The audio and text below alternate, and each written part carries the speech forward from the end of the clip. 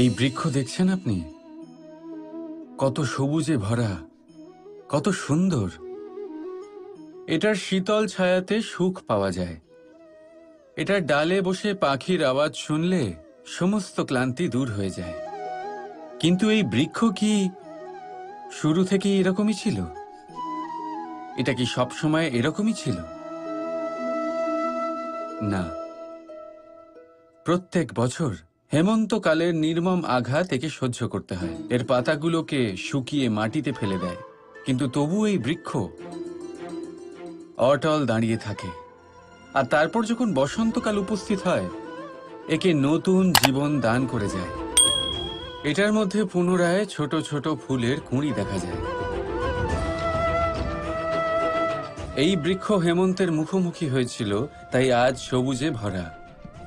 এটা পুরনো পাতার জন্য শোক পালন না করে পরিবর্তন স্বীকার করেছিল, তাই আজ আমাদের সাথে এই সুখ ভাগ করতে পেরেছে।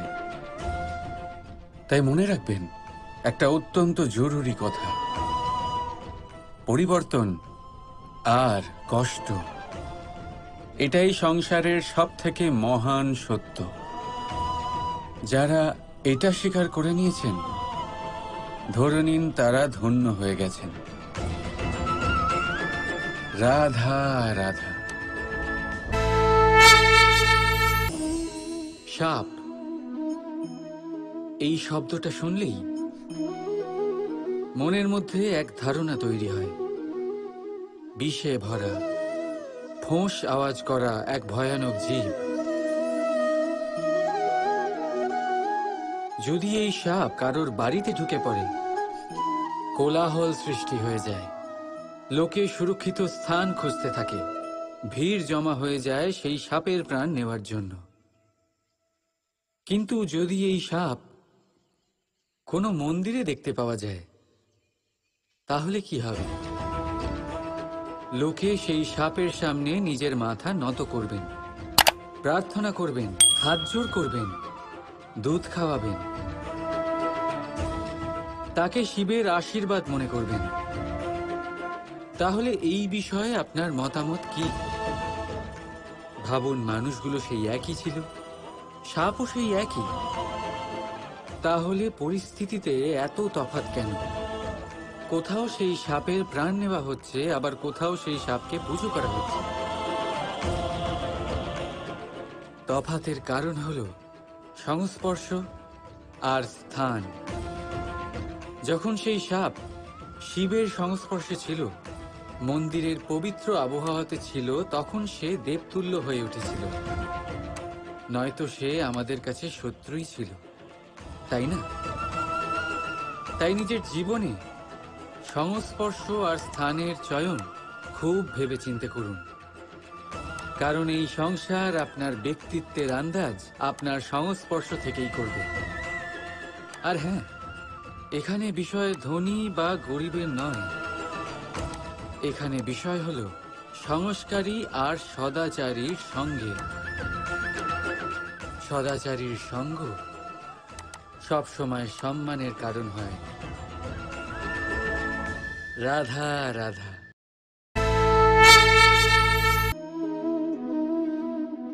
আমাদের আশেপাশে এরকম অনেক মানুষ থাকেন যারা খুব ভালোভাবে কথা বলতে পারেন, যারা নিজের মিষ্টি কথায় সবাইকে আকর্ষিত করেন, আর সেই জন্যই তিনি আকর্ষণের কেন্দ্র হয়ে যান। আর আমাদের আশেপাশে এমনও কিছু মানুষ থাকেন যাদের কথা আমাদের আঘাত করে, যাদের নজর আমরা চিরকাল এড়িয়ে চলতে পছন্দ করি, তাই না? শব্দ, এই শব্দ অত্যন্ত শক্তিশালী হয়। যদি এই শব্দ নবজীবন দান করতে পারে, তবে এই শব্দ প্রাণও হরণ করে নিতে পারে। যেমন একটা শব্দ মন্ত্র হয়ে জীবনে আশা আনে, তেমনি অন্য কোনো কুশব্দ আমাদের দুঃখ দেয়, আমাদের মনে ক্রোধ জাগ্রত করে। কেন? কারণ আমাদের কথা অমূল্য, আমাদের শব্দ ব্রহ্মা। তাই অত্যন্ত ভেবেচিন্তে মনের দাড়িপাল্লায় মেপে নিজের শব্দ প্রয়োগ করবেন, কারণ এই শব্দ দিয়েই শুরু আর এই শব্দ দিয়েই শেষ। রাধা রাধা। থেকে যায় শুধুমাত্র স্মৃতি, শুধুমাত্র স্মৃতি। এই সময় এটা কখনো থামে না। স্মৃতি মিষ্টি হবে না তিক্ত, এটা কার উপরে নির্ভরশীল?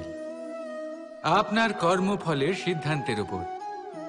যদি আপনি এই জীবনটাকে বুঝতে চান, নিজের ভুলের থেকে কিছু শিখতে চান, তাহলে পিছনে তাকান। আপনার বিগত জীবনের থেকে বড় শিক্ষক এই সংসারে আপনি আর কাউকে পাবেন না। যদি জীবনে বাঁচতে চান তবে সামনে তাকান। সমস্ত সম্ভাবনা, সমস্ত সুযোগ ওখানেই আছে। যদি নিজেকে শুধরোতে চান, নিজের ভুল সংশোধন করতে চান, মহৎ কিছু করতে চান, তাহলে আগামী সময়ের থেকে ভালো স্থান আর কোথাও পাবেন না। তাই মনে রাখবেন, আপনি যতই চেষ্টা করুন যাতে আপনার দ্বারা কোনো ভুল না হয়, আপনার কোনো না কোনো ভুল অবশ্যই হবে। সেরকম হলে সেই ভুলের জন্য অনুশোচনা অবশ্যই করুন, তার থেকে শিক্ষাও নিন। কিন্তু সেই ভুল সংশোধন করতে কখনো ভুলবেন না। আপনার অতীতের কোনো ভুল ভবিষ্যতের একটা সুন্দর ফুলও হতে পারে। রাধা রাধা। আমরা সবাই নিজেকে স্বচ্ছ